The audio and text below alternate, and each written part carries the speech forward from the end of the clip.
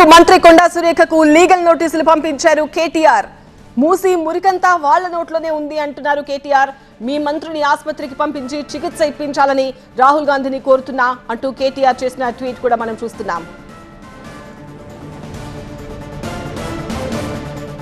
కొండా సురేఖ చేసిన వ్యాఖ్యలపై ఇప్పుడు సినీ ఇండస్ట్రీయే కాదు బీఆర్ఎస్ నేతలందరూ కూడా భగ్గుమంటున్నారు. ముఖ్యంగా కేటీఆర్ మాత్రం చాలా ఘాటుగానే స్పందించారు. మూసి మురికంతా వాళ్ల నోట్లోనే ఉంది, ఇంకా శుద్ధేందుకు, 1,50,000 కోట్ల ఖర్చెందుకు అంటూ కేటీఆర్ చేసిన ట్వీట్ మనం చూస్తున్నాము. మంత్రి కొండా సురేఖ వ్యాఖ్యలు రాజకీయాల్లోనే కాదు అటు టాలీవుడ్ లో కూడా తీవ్ర దుమారం రేపుతున్నాయి.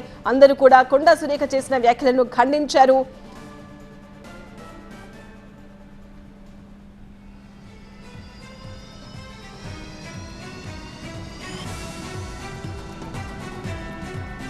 మంత్రి కొండా సురేఖ చేసిన వ్యాఖ్యలపై టీపీసీసీ చీఫ్ కూడా స్పందించారు. కొండా సురేఖతో ఫోన్లో మాట్లాడారు మహేష్ కుమార్ గౌడ్.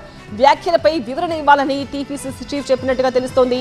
టీపీసీసీ చీఫ్ చొరవతో తన వ్యాఖ్యలను ఉపసంహరించుకున్నారు మంత్రి కొండా సురేఖ. సమంత మనస్తాపానికి గురైతే సారీ అని కూడా చెప్పారు కొండా సురేఖ. తన వ్యాఖ్యలను అన్యదా భావించవద్దు అంటూ ట్వీట్లో పేర్కొన్నారు. ఒక నాయకుడి చిన్న చూపు ధోరణిని ప్రశ్నించడమే కానీ సమంత మనోభావాలను దెబ్బతీయడం కాదు అంటూ సురేఖ తన ట్వీట్లో చెప్పారు. మీరు ఎదిగిన తీరు అభినందనీయం, ఆదర్శం అంటూ కూడా సమంతను ఉద్దేశించి కొండా సురేఖ ట్వీట్ చేశారు. కొద్దిసేపటి క్రితం కొండా సురేఖ ప్రెస్ మీట్ కూడా మనం చూసాము.